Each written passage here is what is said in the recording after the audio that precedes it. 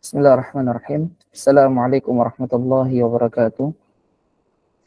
Waalaikumsalam warahmatullahi wabarakatuh. Waalaikumsalam warahmatullahi warahmatullahi wabarakatuh.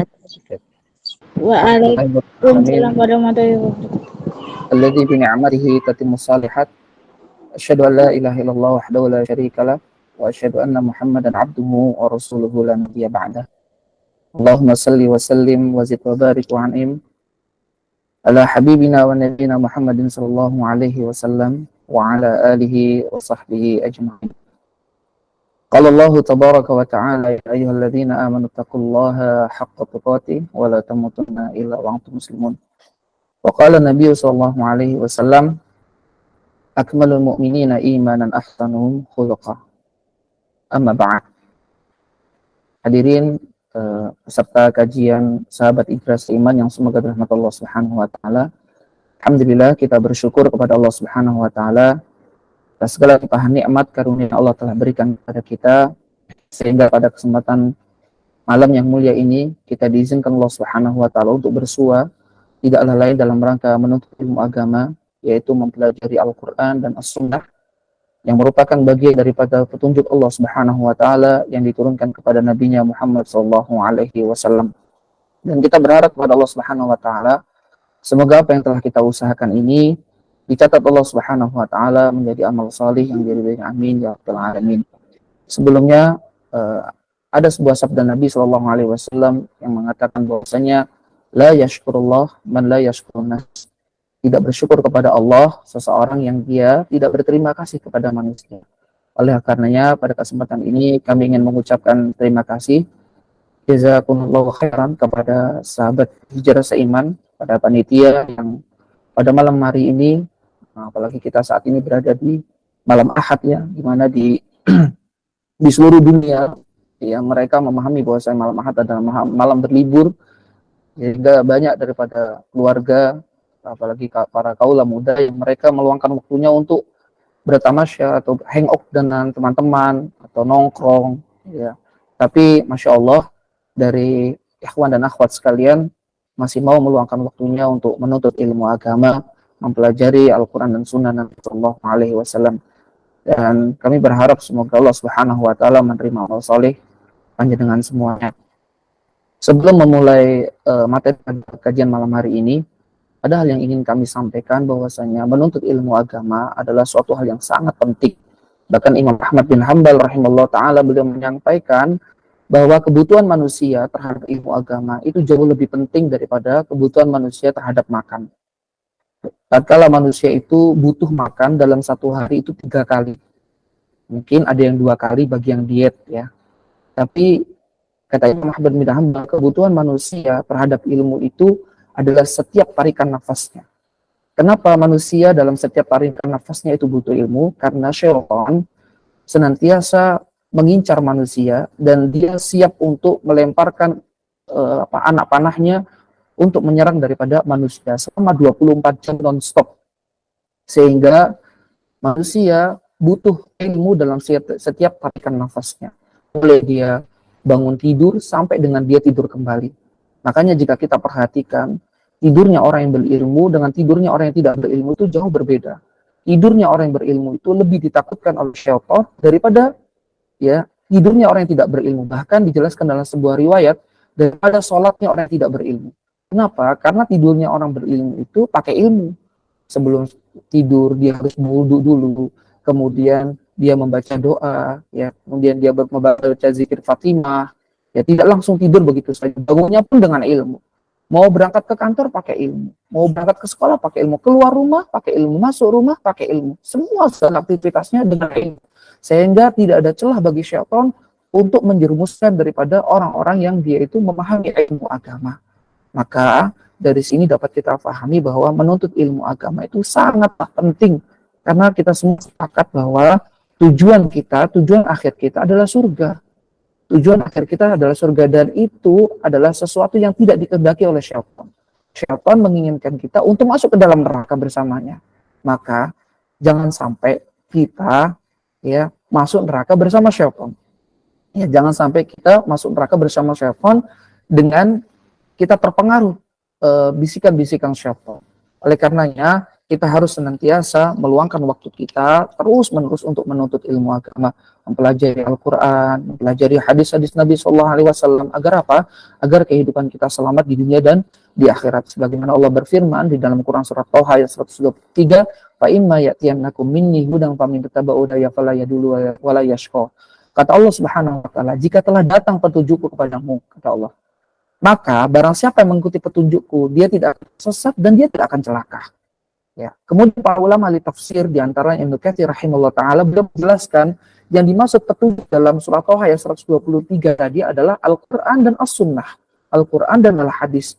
Dan yang dimaksud bahwasanya seseorang yang dia mengikuti petunjuk Allah, dia tidak akan tersesat dan dia tidak akan celaka, yaitu tersesat di dunia dan celaka di akhirat. Maka di sini dapat kita pahami bahwa ketika kita ingin selamat di dunia dan di akhirat, kita tidak mau terjerumus ke dalam kubangan-kubangan kemaksiatan. Kita tidak mau terjerumus oleh talbis iblis, bisikan-bisikan syaitan, dan lebih fatalnya lagi kita tidak mau masuk ke dalam neraka. Maka jalan satu-satunya adalah bagaimana kita menuntut ilmu agama dan mengamalkan ilmu agama, mempelajari Al-Quran, dan mempelajari hadis Nabi SAW, serta mengamalkannya dalam kehidupan sehari-hari. Maka tidak heran jika Rasulullah SAW pernah bersabda, "Man salaka tariqan yaltamisu fi man sallallahu bihi tariqan al-jannah." Barang siapa yang ingin dipermudah jalannya menuntut ilmu agama, ya. Man salaka tariqan yaltamisu ilman. Barang siapa yang dia melembutkan langkah kakinya untuk menuntut ilmu agama, maka Allah Subhanahu wa taala akan mudah jalannya untuk menuju surga. Jadi para ulama menjelaskan satu-satunya amal yang menjadikan jalan pintas menuju surga adalah menuntut ilmu agama. Oleh karenanya kita berharap kepada Allah Subhanahu wa taala, semoga Allah senantiasa memberikan taufik dan hidayahnya kepada kita sehingga kita bisa terus istiqomah dalam menuntut ilmu agama. Baik, barakallahu fikum. Kita masuk pada materi pada malam hari ini sebagaimana yang sudah kita sepakati. Insyaallah pada malam hari ini kita akan menyampaikan terkait tentang tema menjadi pribadi muslim yang ramah. Saudara-saudariku yang semoga dirahmati Allah Subhanahu wa taala, salah satu ikon atau ciri khas dari seorang muslim adalah akhlaknya yang mulia. Karena sesungguhnya agama Islam adalah agama akhlak. Agama yang mengajarkan budi pekerti yang luhur terhadap manusia. Sehingga akhlak merupakan bagian terpenting dari ajaran Islam. Bahkan merupakan kesempurnaan dari iman atau kehidupan seseorang. Bagaimana Nabi SAW, beliau pernah bersabda dalam hadis riwayat Tirmidzi, "Akmalul mu'minina imana ahsanuhum khuluqa." Orang mukmin yang paling sempurna imannya adalah yang paling baik akhlaknya. Jadi dari sini dapat kita pahami bahwa kesempurnaan iman seseorang itu tidak tercapai hanya sebatas bagaimana dia menjaga akidahnya saja, menjaga hubungannya dengan Allah, menjaga hubungannya dengan Allah, yaitu dia menjaga ketauhidannya, menjaga salat 5 waktunya, menjaga puasanya, menjaga zakatnya, kemudian dia menjaga hajinya dan menjaga segala aktivitas ibadahnya. Tetapi itu semua belum sempurna manakala dia tidak melengkapinya dengan akhlaknya yang mulia. Maka kalau saya boleh menganalogikan bahwasanya bangunan agama Islam itu seperti rumah. Pondasi rumah itu ada pondasi, dan pondasi itu adalah akidah, terdiri dari 6 rukun iman. Setelah pondasi barulah dibangun 5 tiang, dan 5 tiang itu adalah rukun Islam. Maka rumah itu belum dikatakan sempurna kalau hanya pondasi dan tiang saja, belum ada atapnya. Dan atapnya itu adalah akhlak yang mulia. Dengan seperti itu maka bangunan rumah itu dikatakan sempurna. Oleh karenanya tujuan Nabi SAW diutus di muka bumi ini adalah untuk menyempurnakan akhlak manusia. Sebagaimana Nabi SAW, beliau pernah bersabda, "Innama bu'istu liutammima salihal akhlak." Sesungguhnya aku hanyalah untuk diutus menyempurnakan akhlak manusia, akhlak yang luhur. Dan seorang yang senantiasa menghiasi dirinya dengan akhlak yang mulia, maka dia akan mendapatkan banyak sekali keutamaan, teman-teman sekalian. Apa saja keutamaan yang didapatkan bagi seseorang yang dia senantiasa menghiasi dengan akhlak yang mulia? Di antaranya perhatikan. Rasulullah SAW beliau pernah bersabda, "Inna min ahabbikum ilayya wa aqrabikum minni majlisan yawmal qiyamati ahasinakum akhlaqa."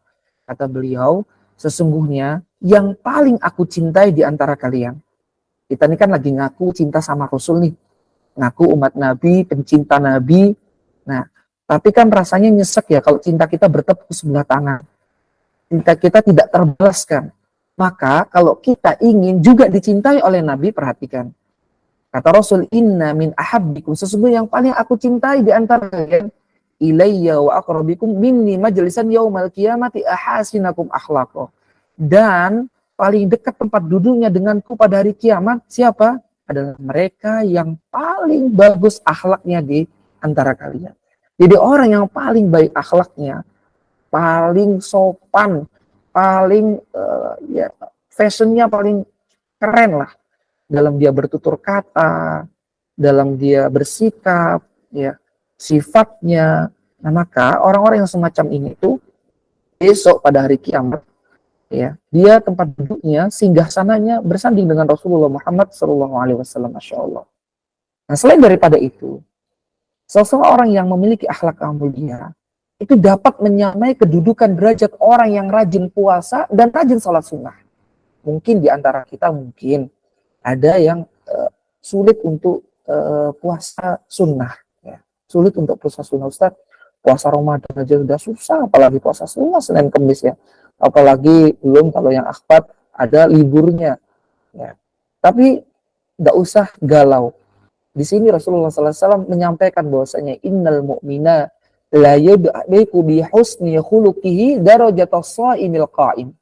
Kata Rasul, sesungguhnya seorang mukmin bisa meraih derajat orang yang rajin berpuasa dan sholat, maksud di sini sholat sunnah ya, dengan sebab akhlaknya yang luhur. Ini sebagaimana dijelaskan hadis riwayat Ahmad. Masya Allah. Ini orang yang dia memiliki akhlak yang mulia, dia memiliki derajat yang sama dengan orang-orang yang rajin berpuasa.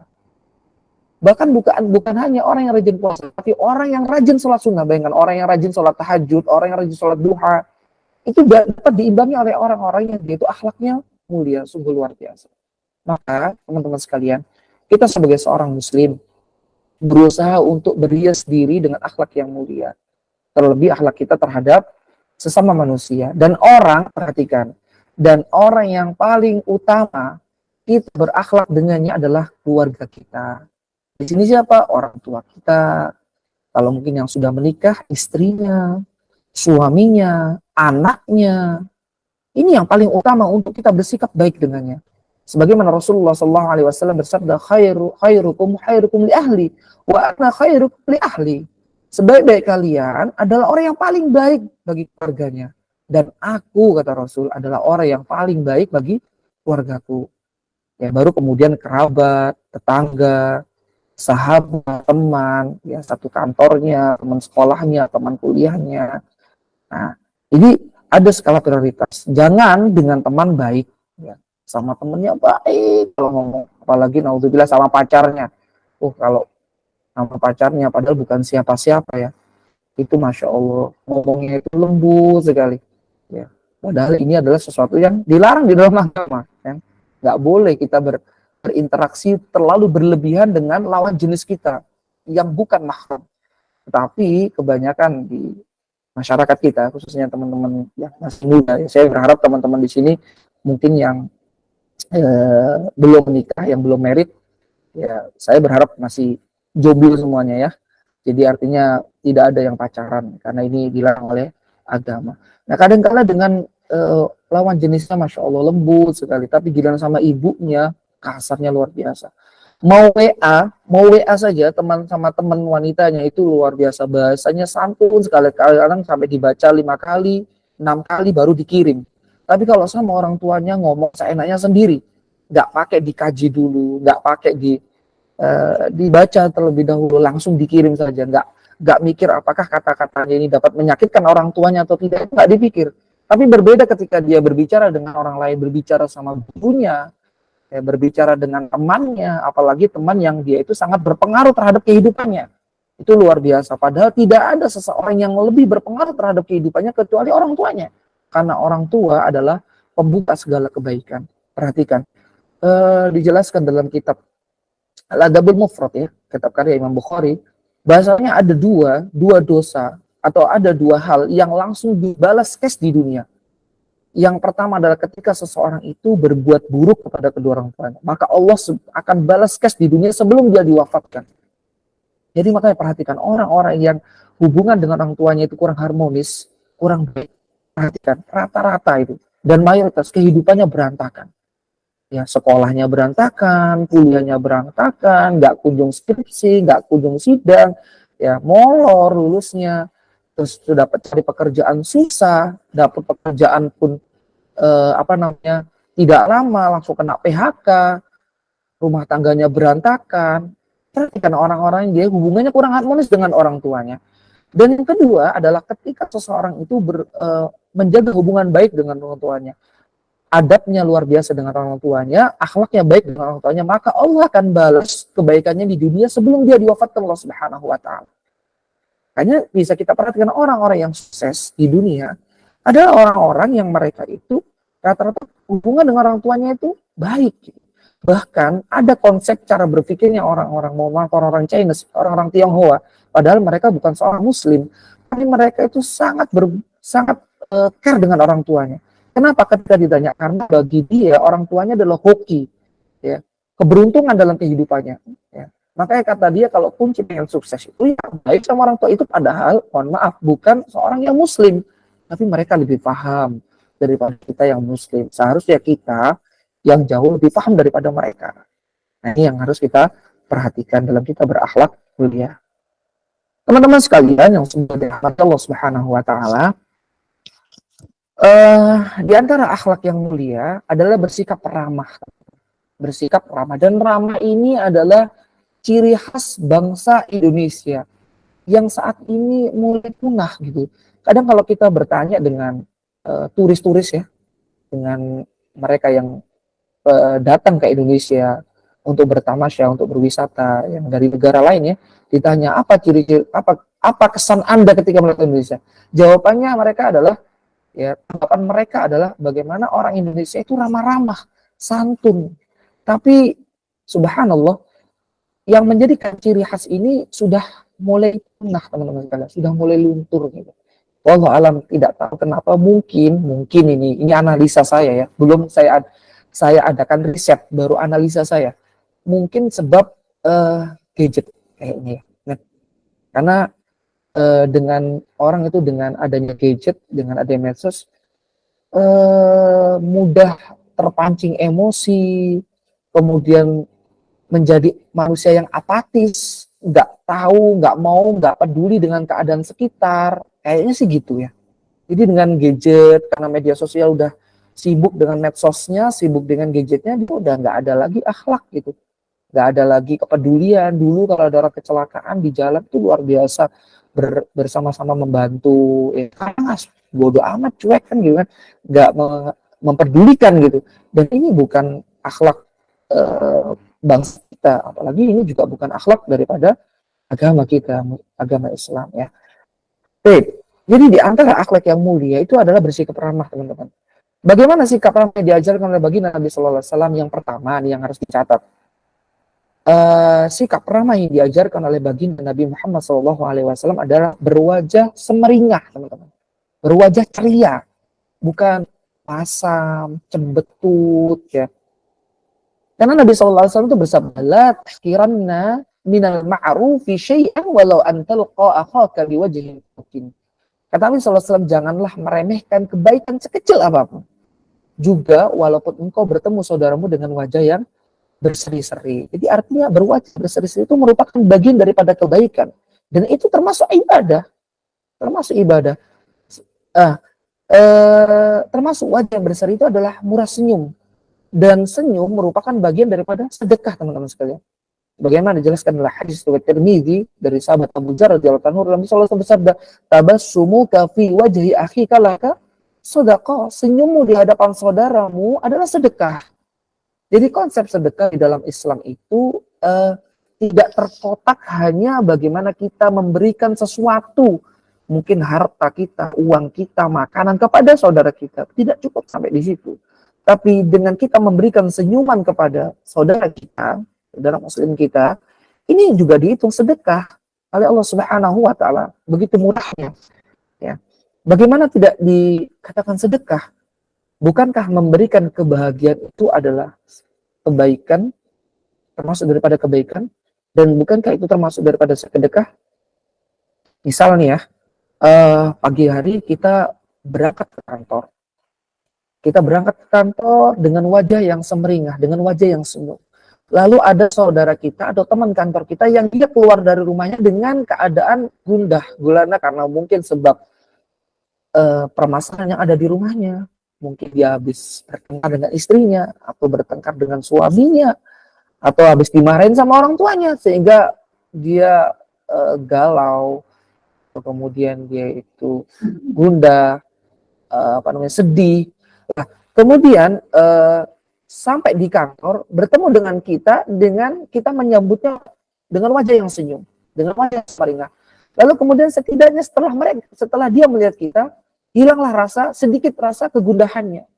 Bukankah itu termasuk daripada sedekah? Dan sebaliknya bagaimana kesan kita ketika kita berangkat ke kantor disambut oleh teman kita dengan wajah-wajah yang masam gitu, wajah-wajah yang cembetut gitu. Akhirnya kita juga yang tadinya senang jadi sedih gitu, jadi kesel kan gitu. Apa sih orang ini pagi-pagi udah cembetut aja, pagi-pagi udah marah-marah, udah ngomel-ngomel, apa sih? Kadang kan kita jadi males gitu kan ngelihatnya.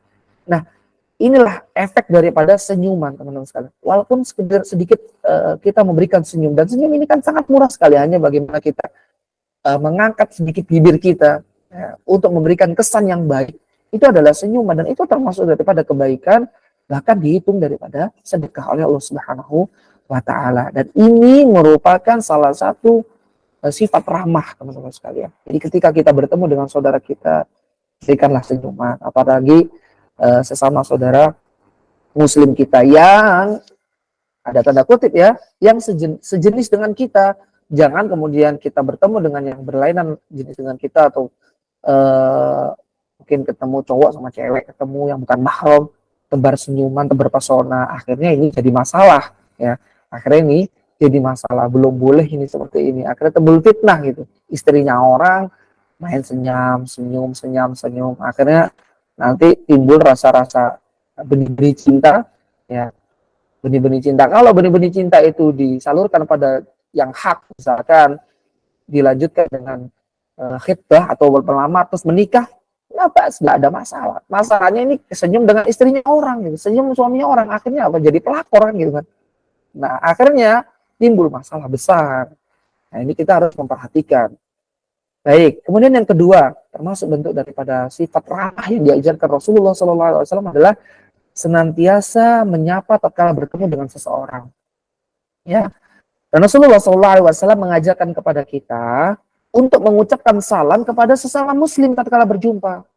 Bagaimana Nabi SAW menjelaskan tentang hak Muslim sesama Muslim. Kata beliau, "Idza laqitahu fasallim alaih." Kalau misalkan kamu bertemu, ucapkanlah salam padanya. Kalau kamu bertemu, ucapkan salam padanya. Bagaimana salam yang diajarkan oleh Nabi Muhammad SAW, yaitu Assalamualaikum, atau lebih sempurnanya lagi, Assalamualaikum warahmatullahi wabarakatuh. Dan bagi yang disapa nih, orang yang disapa salam, yang dia mendengar, dia disampaikan salam, maka hukumnya wajib fardhu ain untuk menjawabnya. Sehingga berdosa jika dia tidak membalas salamnya. Apa dalilnya? Perhatikan, bisa dibuka di dalam Quran surat An-Nisa ayat 86. Teman-teman di sini bawa Al-Quran nggak kira-kira? Ada yang bawa mushaf, terjemah mungkin? Minimal adalah di handphonenya ya.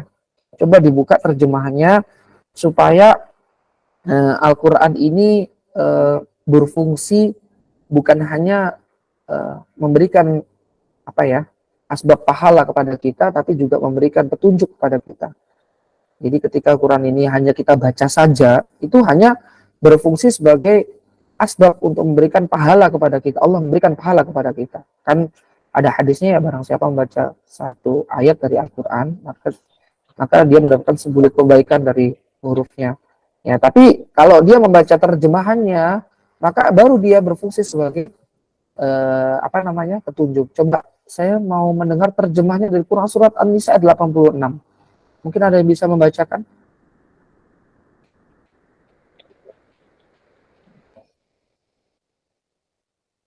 Baik, moderator mungkin bisa membacakan. Boleh Ustadz. Ya, silakan dibaca Ukti. Quran surat An-Nisa 86. Terjemahnya saja.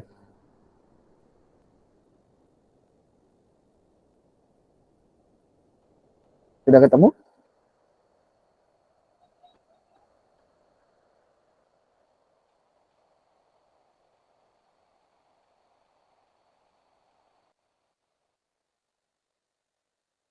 Belum ketemu ya? Baik. Afwan Kalau belum, Ustaz izin membacakan. oke. Baik, silakan.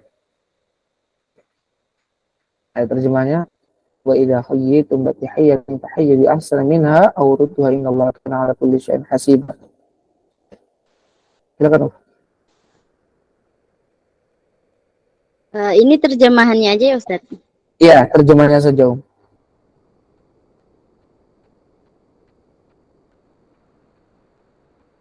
Silakan.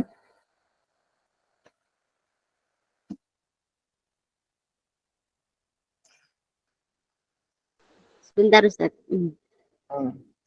Dan apabila kamu dihormati dengan suatu salam penghormatan, maka balaslah penghormatan itu dengan yang lebih baik, atau balaslah penghormatan itu yang sepadan dengannya. Sungguh Allah memperhitungkan segala sesuatu. Barakallahu fikum. Di sini Allah Subhanahu wa taala menjelaskan, wa idza huyyitum, apabila kamu ya dihormati bitahiyyatin dengan suatu tahiyyah, suatu penghormatan. Di sini penghormatan yang dimaksud adalah salam. Fahayyu bi ahsana minna aw rudduha innallaha kana kulli syai'in hasiba. Maka balaslah penghormatan itu dengan yang lebih baik, atau minimal balaslah dengan serupa, sesungguhnya Allah memperhitungkan segala sesuatu. Jadi Allah Subhanahu wa taala memerintahkan kepada kita kalau kita ini diberikan penghormatan. Dan para ulama menjelaskan yang dimaksud tahiyya dalam ayat ini adalah salam. Maka balaslah tahiyya itu dengan ya penghormatan yang lebih baik, minimal sama. Kita ketahui bahwasanya asal perintah adalah asal daripada perintah adalah suatu hal yang diwajibkan. Jadi artinya ayat ini adalah perintah, kewajiban kita untuk menjawab salam bagi seseorang yang dia mengucapkan salam kepada kita. Jadi kalau kita diucapkan salam ya assalamualaikum, maka kita jawab yang lebih baik, waalaikumsalam warahmatullahi wabarakatuh. Atau misalkan tidak bisa, minimal sama, waalaikumsalam. Jangan sampai assalamualaikum ya gitu. Assalamualaikum. Nah, ini namanya nggak menghormati gitu. Sedangkan di dunia ini berlaku hukum timbal balik, teman-teman sekalian. Kalau kita ingin dihargai orang lain, maka hargailah orang. Kalau kita ingin dihormati orang lain, maka hormatilah orang lain gitu. Meskipun memang sejatinya dalam kita beribadah, bukan yang kita harapkan adalah penghormatan daripada manusia, yang kita harapkan adalah balas dari Allah Subhanahu wa taala. Namun setidaknya ini dapat kita jadikan sebagai kaidah dalam kehidupan. Jadi kalau kita ingin dihargai orang, ya maka hargailah orang lain gitu. Kadang kita pengen salam kita dijawab, tapi kita sendiri nggak mau jawab salamnya orang gitu. Kadang-kadang kita pengen dihargai orang, tapi kita sendiri nggak mau menghormati orang lain. Nah, dari sini dapat kita pahami kalau kita nih disampaikan salam sama orang ya dijawab gitu ya. Jangan ketus-ketus. Ya karena itu bukan daripada akhlak Nabi Shallallahu Alaihi Wasallam. Dan kita diperintahkan mengucapkan salam bukan hanya kepada orang yang dikenal, namun juga kepada orang yang tidak dikenal. Dan ini merupakan amalan Islam yang paling mulia. Sebagaimana dijelaskan dari sabda Nabi Shallallahu Alaihi Wasallam. Jadi beliau pernah ditanya oleh sahabatnya, "Ayul Islamnya khair?" Amalan apa? Amalan Islam apa amalan Islam apa yang paling baik? Kemudian beliau Shallallahu Alaihi Wasallam menjawab, "Tut'imut ta'am wa taqra'us salam 'ala man arafta wa 'ala man lam ta'rif." Yaitu kamu memberikan makan kepada orang yang butuh. Orang-orang yang mungkin traktir ya. Tapi kalau traktir ya yang pas lah. Jangan traktir sama yang orang-orang kaya aja gitu. Teman-temannya yang satu frekuensi aja. Ini traktir ya sama teman-temannya yang mungkin dari sisi perekonomiannya jauh di bawah, atau mungkin tetangganya yang mungkin membutuhkan, ini dikasih makan. Kemudian wa taqra'us salama 'ala man arafta, dan mengucapkan salam kepada orang yang dikenal, wa 'ala man lam ta'rif, dan kepada orang yang tidak dikenal. Jadi mengucapkan salam itu Rasul Bukan hanya kepada orang yang dikenal saja, tapi sama orang yang tidak dikenal pun kita ucapkan salam. Kadangkala jeleknya nih ya, saya kira bukan dari teman-teman sahabat Hijrah Seiman. Saya kira bukan ya, mungkin di luar sana ya. Kadangkala dia mau bersalaman atau mengucapkan salam sama yang satu kelompok sama dia, satu pengajian sama dia. Kadang-kadang beda organisasi aja udah nggak mau nyapa. Organisasi A ketemu sama organisasi B. Siapa yang nggak kenal, nggak mau nyapa.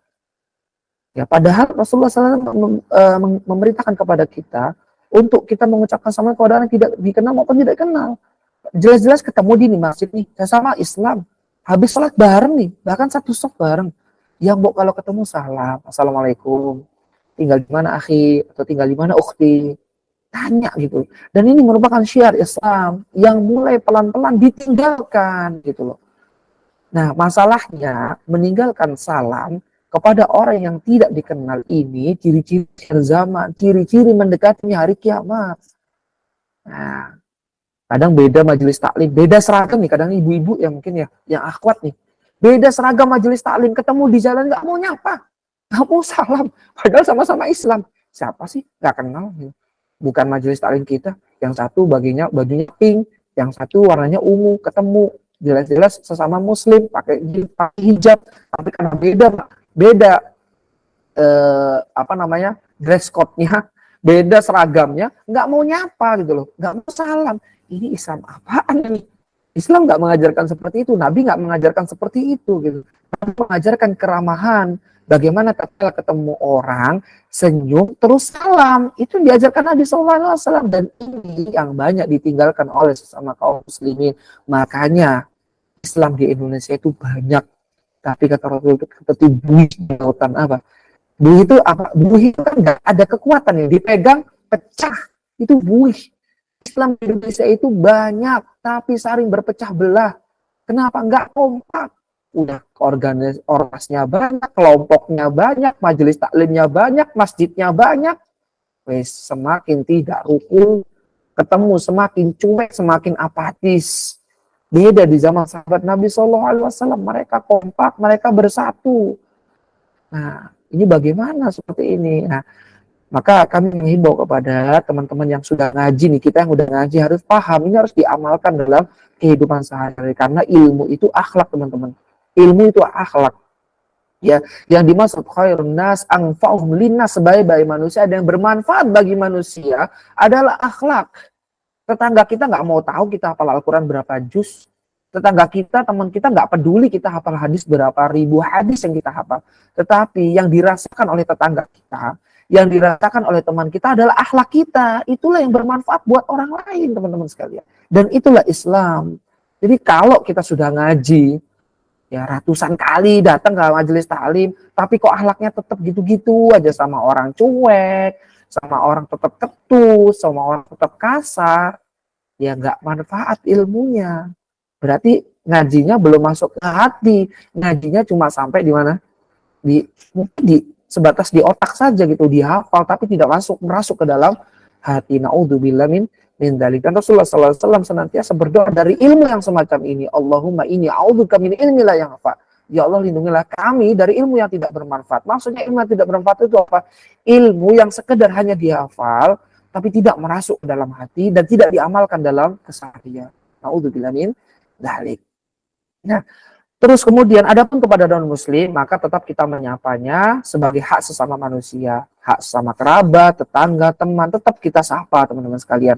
Sapa dengan adat kebiasaan sehari-hari di masyarakat kita. Mungkin kalau yang menjadikan yang kita kenal di masyarakat kita ya, kalau kita ketemu mari Pak, kalau orang Jawa mungkin monggo Pak. Jadi menyapa gitu loh. Sesuai dengan adatnya, ya. Adat yang merupakan kebiasaan tegur sapa di lingkungan kita, ya, dengan sopan gitu. Jangan sampai menyapa orang tua dengan panggilan atau sapanya tidak sopan. Hai bro, ketemu orang tua kan nggak sopan gitu kan. Ketemu orang yang lebih tua, woi gitu. Nyapa tapi kan nggak sopan gitu. Ya apa maksudnya arah-arah ini nyapa kok kayak gini kan. Nah, ini nggak sopan. Jadi yang dikenal kebiasaan di tengah-tengah masyarakat kita itu bagaimana sapaan itu. Jadi kalau ketemu non muslim kita sapa. Adapun mengucapkan salam assalamualaikum terlebih dahulu kepada non muslim itu nggak boleh, teman-teman sekalian. Yang melarang itu bukan kita tapi nabi kita. Kata Rasulullah, tabda'ul yahuda wal nasara bisalam. Janganlah kalian memulai kaum Yahudi dan jangan pula kaum Nasrani dengan mengucapkan salam. Nggak boleh. Tapi kalau misalkan teman kita dia menyampaikan salam assalamualaikum, jelas kita dengar assalamualaikum, maka kita jawab waalaikumsalam. Ya, tapi kita nggak boleh lebih dahulu. Baik. Kemudian yang ketiga, ketika kita berjumpa dengan seseorang adalah kita bersalaman atau berjabat tangan, teman-teman, bermusafahah. Jadi selain senyum, selain menyapa dengan salam, disunnahkan juga berjabat tangan. Ya, berjabat tangan. Sebagaimana dijelaskan dalam hadis riwayat Abu Dawud, bahwasanya Rasulullah SAW bersabda, "Mamin muslimaini yaltaqiyani fayatasafahani illa ghufira lahum qabla ayaftariqo." Tidaklah dua orang muslim saling bertemu kemudian berjabat tangan kecuali akan diampuni dosa-dosa mereka berdua sebelum mereka berpisah. Masya Allah. Cuma berjabat tangan nih. Jadi makanya para ulama menjelaskan nih, kalau kita ketemu sama saudara muslim kita itu yang lama jabatan tangannya itu. Dan ini termasuk sunnah yang ditekankan, teman-teman sekalian. Kenapa? Selama kita berjabat tangan berdasarkan hadis tadi, dosa-dosa kita itu digugurkan oleh Allah Subhanahu wa taala. Sampai lama nih, nah, dosa-dosa kita akan digugurkan Allah Subhanahu wa taala. Dan disunnahkan atau dianjurkan kalau kita berjabat tangan itu kita tatap wajahnya, teman-teman sekalian. Ini perintah Allah Subhanahu wa taala. Kita bisa buka dalam Quran surat Luqman ayat 31 ayat 18. Saya bacakan saja ya. Di mana Allah Subhanahu wa taala mengatakan, berfirman, "Wala tusa'ir haddaka lin-nasi wa la tamshi fil ardi maraha. Innallaha la yuhibbu kulla mukhtalin fakhur." Coba bisa dibuka surat Luqman ayat 18. Surat Luqman itu surat ke-31.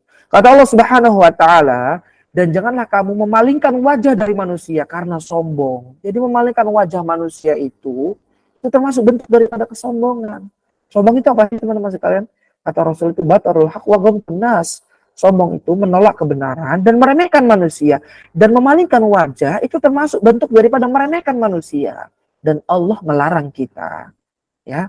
Dan kata Allah Subhanahu wa taala, "Wala tamshi fil ardi maraha." Jangan kamu ya berjalan di muka bumi ini dengan angkuh, nggak boleh. Dengan angkuh. Kata Allah, "Innallaha yuhibbu kulla mukhtalin fakhur." Sesungguhnya Allah itu tidak menyukai orang-orang yang sombong dan membanggakan diri. Allah nggak suka sama orang sombong.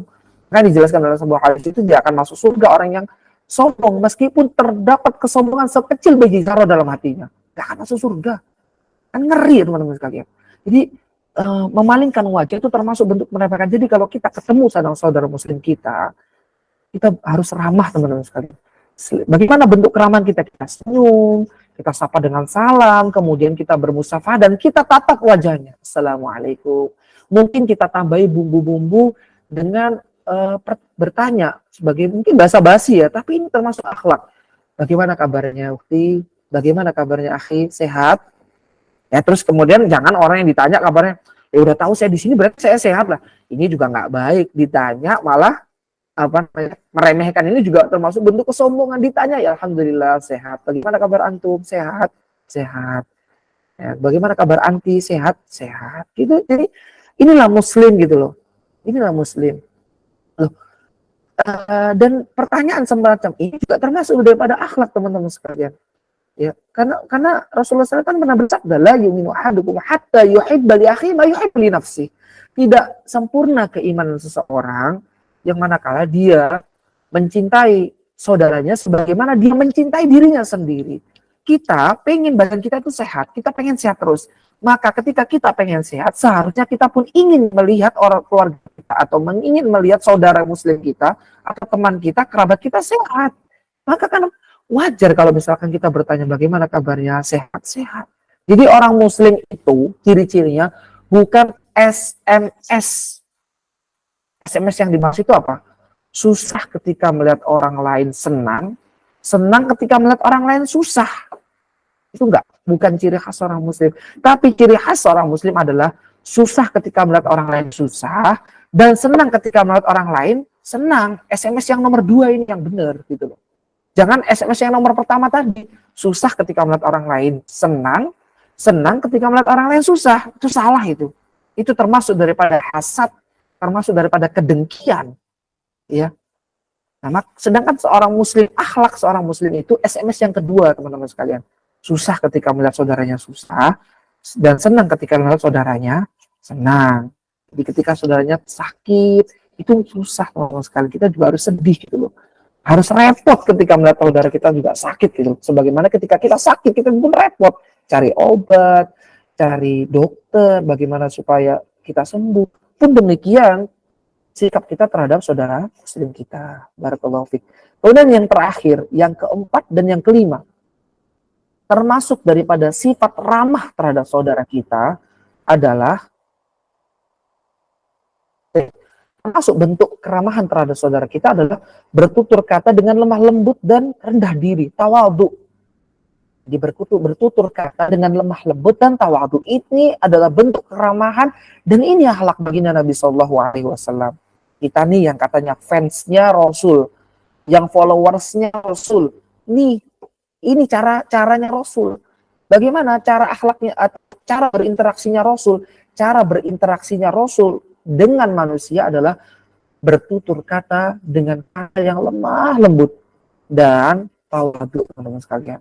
Sebagaimana Allah berfirman dalam Quran surat Al-Hijr ayat 88, kata Allah, "Wakhfid janahaka lil mu'minin," dan berendah dirilah kamu terhadap orang-orang yang beriman. Dijelaskan oleh Syekh Muhammad Al-Amin Asy-Syinkiti rahimahullah ta'ala, beliau mengatakan berendah dirilah yang dimaksud dalam ayat ini hanya untuk mengungkapkan agar seseorang itu berlaku lemah lembut dan tawadhu. Jadi yang dimaksud dikatakan wahfid janahaka lil mu'minin, dan berendah dirilah kamu terhadap orang beriman adalah kamu bertutur kata dengan lemah lembut dan tawadhu di hadapan mereka. Apa sih tawadhu itu? Tawadhu itu rendah diri, teman-teman sekalian. Tidak merasa berada di atas orang yang kita berinteraksi dengannya. Jadi kalau sudah kita ngomong sama orang itu, udah nggak pakai lagi bahasa aku. Itu orang tawadhu. Aku itu orangnya itu tidak tawadhu. Yang suka pakai bahasa aku, kata-kata aku, ini perhatikan. Itu hanya iblis dan Fir'aun. Coba buka aja dalam Al-Quran. Iblis itu suka pakai bahasa aku. Aku itu lebih mulia. Aku itu lebih tinggi derajatnya. Aku itu lebih baik. Fir'aun kan juga gitu. Aku itu Tuhan. Nah, aku itu lebih mulia. Itu adalah bahasanya iblis dan Fir'aun. Sedangkan seorang muslim berusaha untuk menggunakan bahasa-bahasa atau kata-kata aku itu berusaha ditinggalkan ketika kita sedang ngobrol sama orang.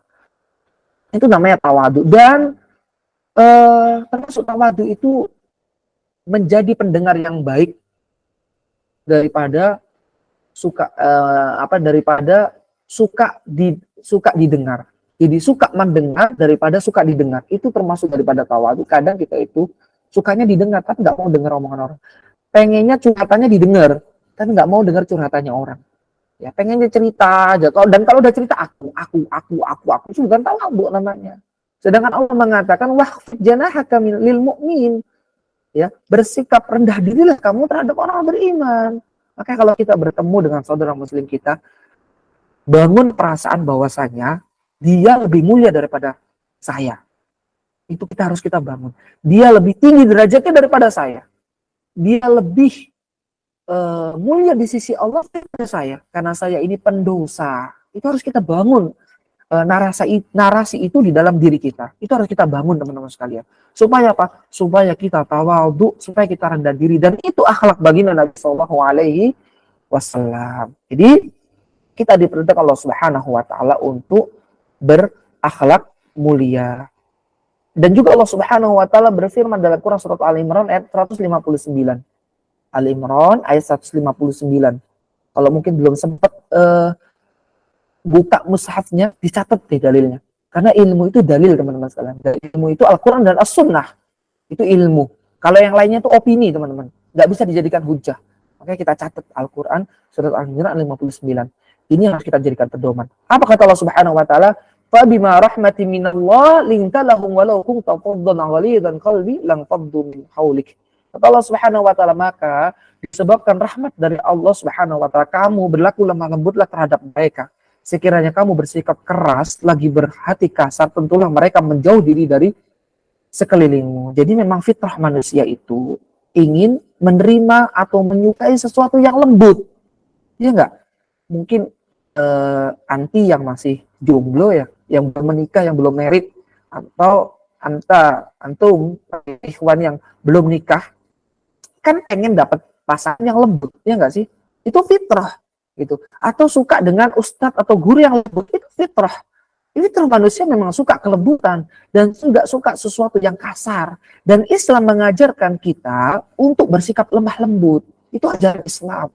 Ini kalau kita tuh mau ngomong itu coba dipikir-pikir deh, kira-kira narasi yang akan kita keluarkan atau kata-kata yang akan kita ucapkan ini menyakitkan hati nggak kalau diungkapkan ke kita gitu aja. Kalau misalkan kita diungkapkan ke kita kok kita sakit hati, ya udah, jangan kita sampaikan ke orang lain. Itu. Jadi itu yang diajarkan oleh Allah Subhanahu wa taala untuk kita bersikap lemah lembut. Karena manusia itu tidak suka dengan sesuatu yang kasar. Nah, dan ini akhlak Rasulullah Shallallahu Alaihi Wasallam. Suatu ketika, perhatikan, Ibunda Aisyah radhiyallahu taala anha, ya Ibunda Aisyah radhiyallahu taala anha, beliau pernah ditanya oleh sahabat tentang akhlak beliau. Apa jawaban bahwasanya akhlak Rasulullah SAW? Aisyah radhiyallahu anha mengatakan kana khulquhul Quran. Akhlak Rasulullah itu, kalau ente mau tahu katanya, akhlak Rasulullah itu akhlak Al-Quran. Kita perhatikan bagaimana Al-Quran. Kalian pernah nggak menemukan kata-kata yang kasar di dalam Al-Quran? Kalau ada, anak kasih uang 100.000 kalau ketemu. Ya, saya yakin Anda tidak akan pernah menemukan kata-kata kasar di dalam Al-Quran. Contoh kecil ya, contoh kecil. Masalah jima, tahu jima ya? Jima itu berhubungan suami istri, ya, berhubungan suami istri. Kadang kita aja mau menyampaikan itu kan sangat ambigu ya. Kadang-kadang kita tuh pengen nyampaikan tuh nggak enak, terdengar anak kecil, apalagi ada anak-anak yang masih kecil. Anak masih ingat sekali dulu ketika di pesantren, ya, itu ketika mengkaji kitab namanya kitab, mohon maaf ya, saya sebutkan aja, kitab tentang jima, tentang seks, itu ada namanya Qurratul Uyun, atau juga kitab Fathul Izar, itu tata cara bagaimana berhubungan intim dengan pasangan. Itu aja harus yang sudah di atas 17 tahun baru boleh ngaji dengan ustadz, dengan kiai kitab itu gitu. Kenapa? Karena kalau didengar itu kan jadinya risih gitu kan. Belum pantas anak kecil mendengarkan itu. Tapi perhatikan bagaimana Al-Qur'an. Bagaimana Allah Subhanahu wa taala menjelaskan tentang hal itu. Kita bisa lihat di dalam Quran surat Al-Baqarah ayat 23. Ya, narasi apa yang dibangun oleh Allah Subhanahu wa taala? Allah menggunakan kata-kata nisaukum harsul lakum fa'tu harsakum anna syi'tum. Kata Allah Subhanahu wa taala, istri-istrimu itu adalah tanah tempat kamu bercocok tanam. Jadi Allah menggunakan kata-kata tanah untuk bercocok tanam. Maka fa'tu harsakum anna syi'tum, maka datangilah tanah tempat bercocok tanammu itu bagaimana saja yang kamu kehendaki, dengan cara apa saja yang kamu sukai. Nah, kira-kira nih pertanyaan saya, kalau ada anak kecil mendengarkan ayat ini, kira-kira kita merasa risih nggak? Atau kita merasa, wah, nak kamu jangan dengerin deh, kamu jangan, kan nggak mungkin. Wah, lagi baca Al-Quran, sampai di Quran surat ayat 223, terus dilompatin aja lah, nggak enak di sebelah dan ada anak kita, atau di sebelah ada anak kecil, kan nggak juga. Tetap kita baca ayat itu kan. Kenapa? Karena ayat itu, menggunakan narasi yang sangat baik gitu. Dari sisi balaghahnya itu sangat baik dan sangat mudah dipahami. Oh, maksudnya itu kan kita udah paham ya, apa sih yang dimaksud dengan bercocok tanam? Oh, maksudnya berhubungan intim. Ya kan, tanpa harus dijelaskan kita sudah paham. Jadi sehingga walaupun ada anak kita atau walaupun di sebelah ada anak kecil, kita nggak merasa risih gitu dengan kita membaca ayat tersebut. Inilah Al-Qur'an. Maka ya, kita seorang muslim yang setiap hari berinteraksi dengan Al-Qur'an, setiap harinya membaca Al-Quran, seharusnya yang keluar dari lisan kita itu Al-Quran. Bukan terus kemudian yang kita baca Al-Quran, yang kita kaji itu Al-Quran, yang kita tadabburi Al-Quran, tapi yang keluar omongan-omongan yang kasar, yang keluar itu kebun binatang, yang keluar itu omongan-omongan yang sangat menjijikkan, omongan-omongan yang sangat menyakitkan, itu bukan bahasa Al-Quran, teman-teman sekalian. Jadi bahasa Al-Quran itu bahasa yang penuh dengan kelembutan. Maka kita yang mengaku umat Nabi SAW, yang kita sudah paham bahwasannya akhlak Nabi itu, kata Bunda Aisyah radhiyallahu anha, adalah akhlak Al-Quran. Maka seharusnya kita nih yang mengaku umat Nabi, yang mengaku beriman kepada Allah dan Rasulullah, yang mengaku beriman kepada kitab Allah, maka seharusnya yang keluar dari lisan kita pun Al-Quran. Bagaimana ya? Apa yang masuk keluar dari lisan kita Al-Quran adalah yang keluar dari lisan kita adalah penuh dengan kelembutan. Sifat kita pun Al-Quran, akhlak kita itu Al-Quran, tutur kata kita Al-Quran, semuanya Al-Quran yang keluar dari anggota tubuh kita ini Al-Quran semua. Ya. Sehingga inilah jawaban kenapa dahulu Rasulullah SAW sukses dalam dakwahnya. Sukses dalam dakwah. Jadi hampir 95% kesuksesan dakwah Rasul itu adalah dibangun dari akhlak beliau, teman-teman sekalian. Dibangun daripada akhlak beliau. Kenapa sih sekarang itu orang fobia dengan Islam? Ya. Merasa risih dengan Islam. Bahkan Islam itu kesannya kalau udah dengar Islam itu radikal. Ya. Islam itu kekerasan. Kenapa? Karena kesalahannya dari diri kita sendiri. Yang mana kita tidak bisa memberikan contoh kepada saudara kita, baik itu yang muslim maupun yang non muslim, dengan akhlak yang mulia gitu. Sehingga bagaimana mereka yang non muslim mau dekat dengan kita, sedangkan kita sendiri aja akhlaknya ya Allah luar biasa. Apalagi sekarang itu tadilah semakin canggihnya teknologi, semakin pinternya manusia, semakin tidak berakhlak. Kita perhatikan sekarang anak-anak SD aja udah berani ngomong kasar sama gurunya. Zaman saya dulu, saya ini generasi tahun 90-an ya. Itu saya tidak menemukan bagaimana anak-anak itu berani dengan gurunya. Bahkan takut sekali dengan gurunya. Itu senakal-nakalnya anak zaman dulu. Mereka masih menjaga adab terhadap orang tuanya, masih menjaga adab terhadap gurunya. Tapi sekarang, alhamdulillah, anak-anak sekarang masih kecil-kecil berani sama gurunya. Ya. Kadang kala orang tuanya juga nggak paham.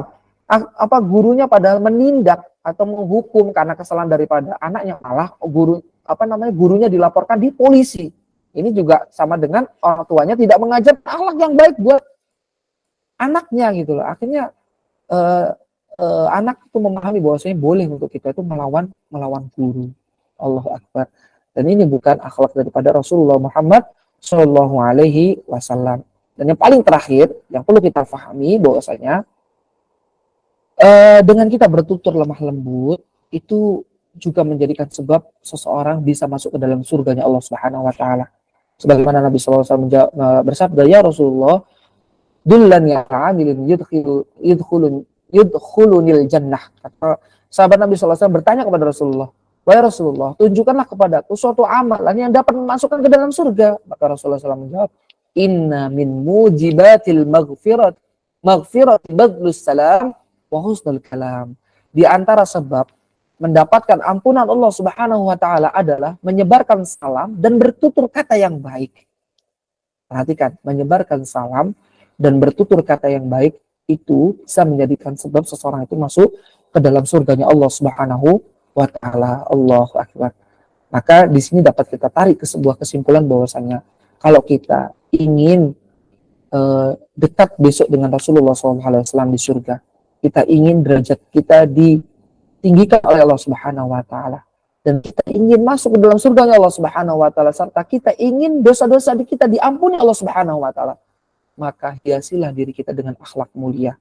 Dan akhlak yang mulia ini selain akhlak kita kepada Allah, yang paling utama adalah akhlak kita kepada sesama manusia. Ini yang paling penting, akhlak kita kepada sesama manusia. Kenapa?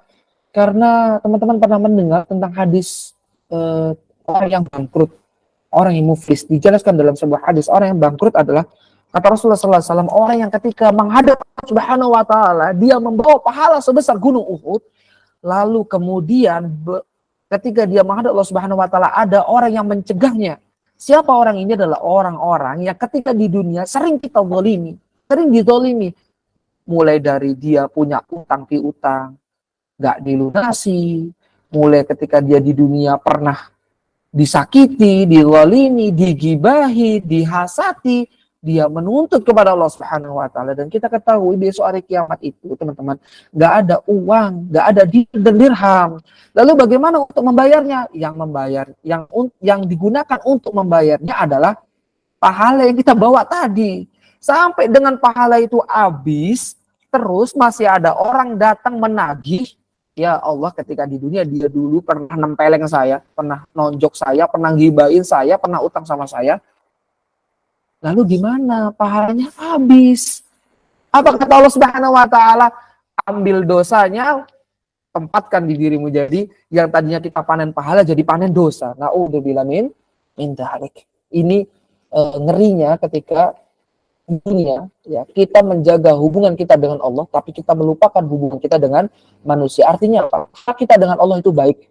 Kita bertauhid kepada Allah, kita rajin sholat 5 waktu, rajin puasa, rajin tahajud, rajin sholat duha, tapi hubungan sama tetangga nggak akur, hubungan sama temennya nggak akur, sama bestinya marah-marahan, kalau udah ngambek nggak mau ngomong. Nah, ini kan bukan ajaran Rasulullah SAW, ya. Bukan ajaran daripada baginda Nabi SAW. Kita yang mengaku umat Nabi, maka ikut akhlak Nabi. Akhlak Nabi itu bagaimana? Nabi itu ramah sama orang. Jadi kalau ketemu tadi itu senyum, kemudian kalau ketemu itu mengucapkan salam, kemudian bersalaman, tanya bagaimana kabarnya, dan kemudian ketika berinteraksi, berkomunikasi, dia betul-betul menggunakan kata-kata yang baik, kata-kata yang lembut, sehingga apa? Sehingga tidak menyakiti orang yang kita ada bicara. Dan perlu kita tanamkan pada diri kita ketika kita berbicara dengan orang, tanamkan dalam diri kita bahwasanya ini adalah pertemuan terakhir antara saya dengan dia. Artinya apa? Belum tentu kita bisa bertemu lagi. Sehingga dengan seperti itu kita betul-betul menjaga betul-betul bagaimana cara kita berkomunikasi dengan dia. Jangan sampai menyakiti dia. Karena bahaya kalau kemudian kita bertemu sama dia terus kita nyakitin dia. Ternyata itu adalah pertemuan terakhir. Setelah kita ngobrol, kemudian kita menyakiti dia, tahu-tahu kita meninggal dunia, belum sempat minta maaf. Maka apa? Kita harus melunasinya besok di akhirat. Na'udzubillah. Inilah teman-teman sekalian yang dapat kami sampaikan pada kesempatan kajian malam hari ini. Mudah-mudahan yang sedikit ini bermanfaat. Selanjutnya kami kembalikan kepada moderator. Barakallahu fikum.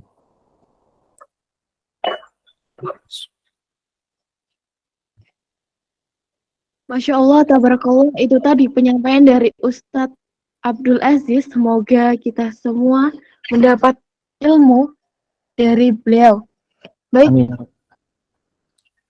akhir sesi selanjutnya adalah sesi tanya jawab. Ana persilahkan untuk teman-teman untuk bertanya. Bisa di kolom chat atau on mic.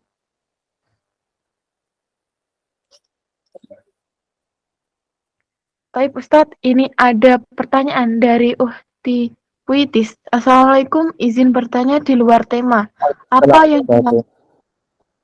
Apa yang dimaksud mas kawin dan apakah seperangkat alat dapur untuk sang pengantin wanita apakah termasuk mas kawin Ustadz? Tafadhol, Ana persilahkan Ustadz untuk menjawabnya. Baik, barakallahu fikum. Mas kawin itu termasuk bagian daripada yang harus syarat yang harus dilengkapi manakala seseorang itu menikah. Nah, dan sebaik-baik mas kawin atau mahar itu adalah yang paling mudah, teman-teman sekalian, yang paling mudah. Sebagaimana Rasulullah SAW bersabda, khairus sadaqi aisar, yaitu sebaik-baik mahar adalah yang paling mudah, kata Rasulullah SAW. Dan orang tadi dikatakan khairun nikah aisarhu. Kata Rasulullah SAW, sebaik-baik nikah adalah yang paling mudah. Makanya sekarang itu kenapa sih banyak orang itu menjomblo? Karena dia menyulitkan dirinya sendiri untuk menikah. Jadi seolah-olah itu kalau nikah itu harus di gedung, harus undangannya bagus, ya kan? Seorang ingin menunjukkan kemewahan, akhirnya dia menyulitkan dirinya sendiri, gitu kan? Habis nikah malah panen utang, ya. Karena setelah nikah dia harus melunasi utang-utangnya, utang bayar gedung, utang bayar undangan, utang apa jamuan makannya dan lain sebagainya. Padahal Islam itu mengajarkan kepada kita itu nikah dengan cara yang mudah, termasuk daripada mahar. Ini adalah artinya apa? Artinya bagi seorang wanita yang dia dibeli dengan maharnya, maka hendaknya mempermudah. Dan mahar itu bisa apa saja. Tapi yang perlu kita pahami bahwasanya sebaik-baik mahar adalah yang bermanfaat dalam kehidupannya, karena mahar itu nantinya akan digunakan dalam dia menjalani kehidupan. Jadi bukan mahar itu disimpan ya. Kadangkala ada, saya menemukan sebagian daripada teman-teman kita yang mana dia menikah, kemudian maharnya adalah cincinnya itu diukir nama gitu kan. Habis itu akhirnya cincinnya itu nggak butuh uang gitu. Padahal dia punya cincin itu, tapi cincinnya nggak dijual. Kenapa? Sayang, ini ada ukiran namanya gitu loh. Ini kan mas kawin. Justru mas kawin itu nantinya dimanfaatkan gitu, bukan hanya disimpan ya. Dan mas kawin itu bisa apa saja, bisa buku, bisa kitab gitu kan.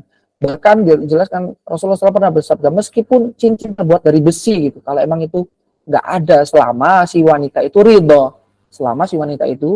ridho, Kalau tadi bagaimana kalau misalkan mas kawinnya alat-alat dapur, boleh, nggak dilarang, kan alat dapur bisa dimanfaatkan, bisa digunakan dalam kehidupan berumah tangga. Jadi boleh-boleh saja, sah-sah saja gitu. Ya, jadi boleh menggunakan mas kawin alat dapur. Jangan menggunakan mas kawin yang tidak bisa bermanfaat. Kadang-kala ada yang mas kawin saya temukan juga dengan uang yang susah gitu loh. Misalkan karena menyesuaikan tanggal pernikahannya. Jadi ada bilangan 5 rupiahnya. Lalu terus 5 rupiah buat apa gitu kan? Karena dia menyesuaikan tanggal 5 bulan 5 tahun misalkan berapa ya? 2025. Nah, cari 25-nya itu kan susah gitu. Kan susah, akhirnya cari-cari ya ada memang di bagian orang-orang yang dia mendesain mahar, tapi kan buat apa gitu loh. Akhirnya uang 25 peraknya nggak bisa dimanfaatkan juga. Wallahu a'lam. Jadi gitu.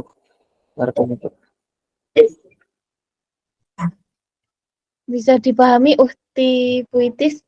Kait pertanyaan selanjutnya dari Uhti Nur Laila Kartika. Boleh on mic nggak ya nanya? Boleh Uhti, tafadhol. Anda persilakan. Baik. Assalamualaikum Ustadz. Waalaikumsalam warahmatullahi wabarakatuh. Afwan Ustadz, tadi Ustadz menjelaskan bahwa jika kita bertemu dengan saudara muslim kita, hendaknya kita bersalaman akan menggugurkan dosa kita. Betul. Yang menjadi pertanyaan saya yang pertama ini Ustadz, apakah kita hanya boleh berjabat tangan dengan perempuan saja atau dengan laki-laki saja? Dan yang kedua saya ingin menanyakan tentang suatu hadis yang berbunyi seperti ini, sebentar. Ditusuknya kepala seseorang dengan pasak dari besi sungguh lebih baik baginya daripada menyentuh wanita yang bukan mahramnya. Hadis riwayat Tabrani. Terima kasih Ustadz. Mohon penjelasannya ya. Barakallahu fikum. Itu tadi udah dijawab tadi. Sudah ditanya sama waktu itu dijawab sendiri ya. Jadi jelas ya bahwasanya bersalaman itu adalah kepada sesama jenis. Artinya kalau cowok sama cowok, cewek yang sama cewek.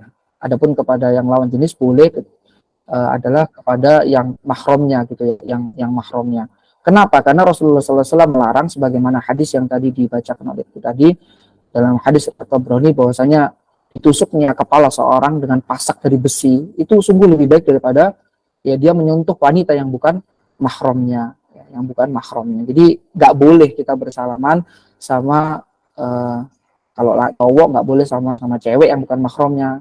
Kemudian cewek nggak boleh salaman sama cowok yang bukan mahram. Mungkin ini kan udah sahabat lama, saya udah sahabatan mulai dari TK gitu kan sampai dengan SMA sahabatan, ya tetap aja nggak boleh karena itu bukan mahram gitu.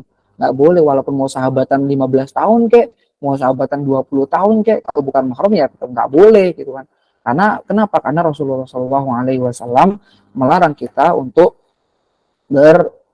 bersentuhan dengan yang bukan mahram. Nah, bersentuhan aja nggak boleh, apalagi pacaran ya. Kenapa? Karena pacaran itu kan dampaknya bukan hanya bersentuhan aja, dampaknya bisa sampai perzinahan. Naudzubillah min dzalik. Wallahu alam. Seperti itu. Baik Ustaz, terima kasih. Oke, sami-sami. Kita lanjut dari pertanyaan Ukti Nur Laila Kartika. Assalamualaikum Ustadz, izin bertanya. Seorang muslim harus bersikap ramah terhadap seorang muslim lainnya. Namun, bagaimana cara membatasi ramahnya dan lemah lembutnya seorang akhwat terhadap ikhwan yang seumuran? Karena takut terlalu berlebihan dan tidak bisa mengkontrol hawa nafsu kita. Tafadol, ana persilahkan Ustadz untuk menjawabnya.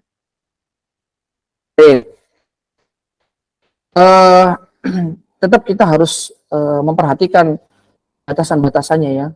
Apalagi berinteraksi dengan lawan jenis itu diperbolehkan, tapi ada batasan-batasannya dan itu sudah diatur di dalam Islam.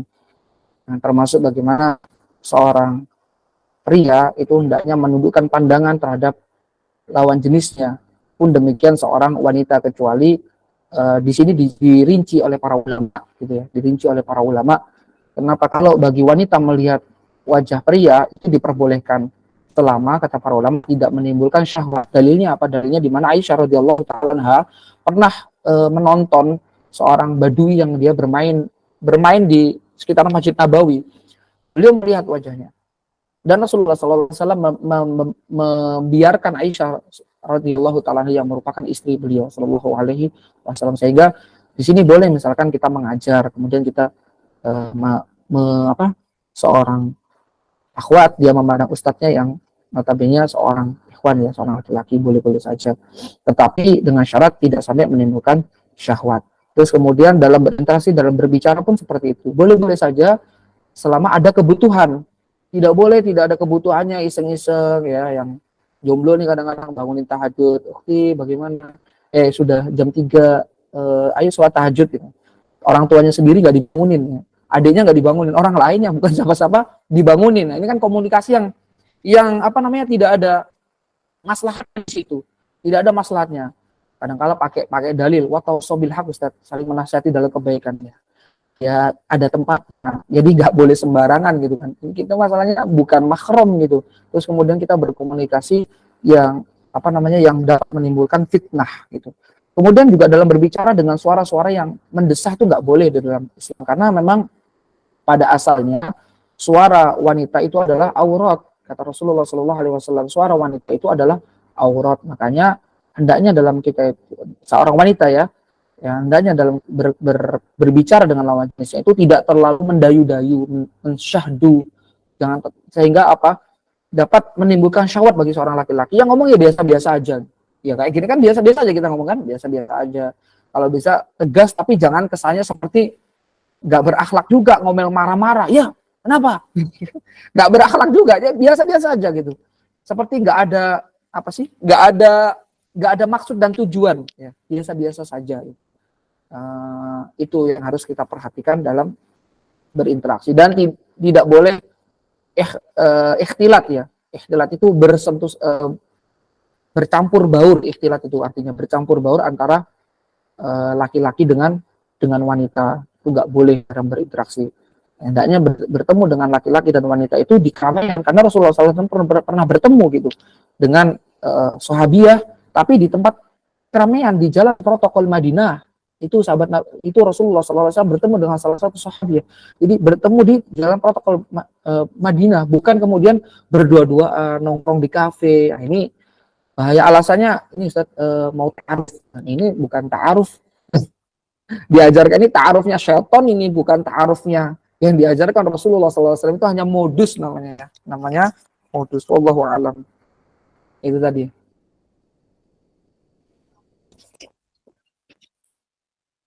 Bisa dipahami Uhti Nur Laila Kartika.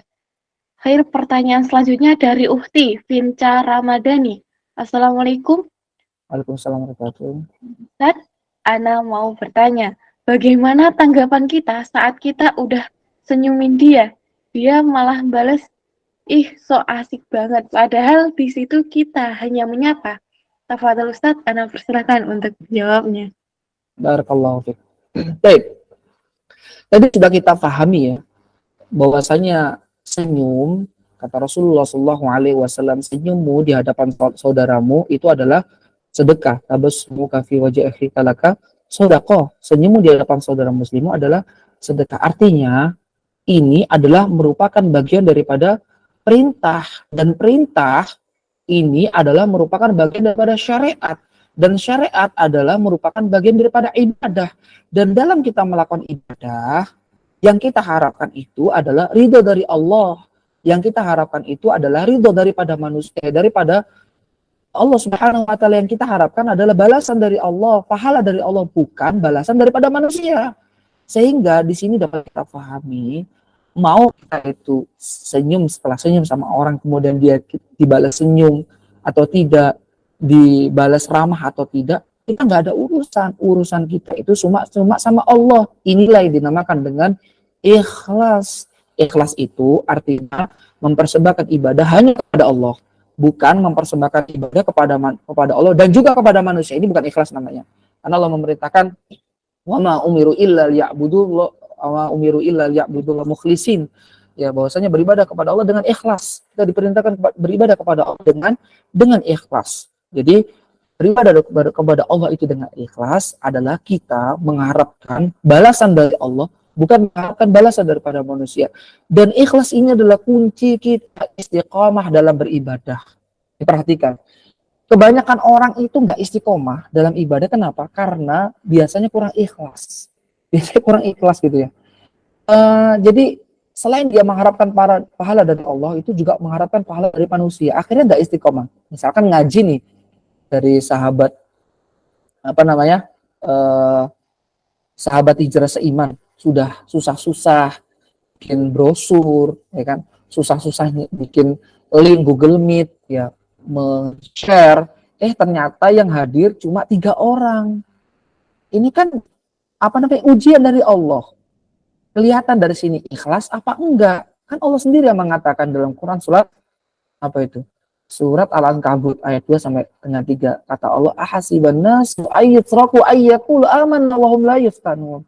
Apakah kamu mengira dengan kamu mengatakan aku beriman, terus kamu enggak diuji? Walaqad fatanna alladziina min qablihim fala ya'lamullahu alladziina shadaqu wa la ya'lamul kadzibin. Karena sesungguhnya Allah Subhanahu wa taala telah menguji orang-orang sebelum mereka, karena dari ujian itu akan terlihat mana orang-orang yang benar beriman, mana yang berdusta. Artinya, kalau kita beribadah kepada Allah, kita pasti akan diuji oleh Allah. Dari situ akan kelihatan ikhlas apa enggak. Nih yang hadir kok ngaji cuma 3 orang ya, besok udahlah bubaran aja nggak usah ngaji. Berarti kan kita ikhlas kan gitu kan. Sama kita ngasih tetangga makanan, dia istiqomah ngasih tetangga makanan. Rasan piring balik kosong terus, nggak ada isinya.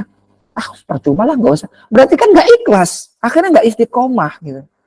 Nah, disitulah Allah memberikan ujian. Jadi Allah Subhanahu wa taala memberikan ujian kepada ibadah yang kita lakukan, itu pasti.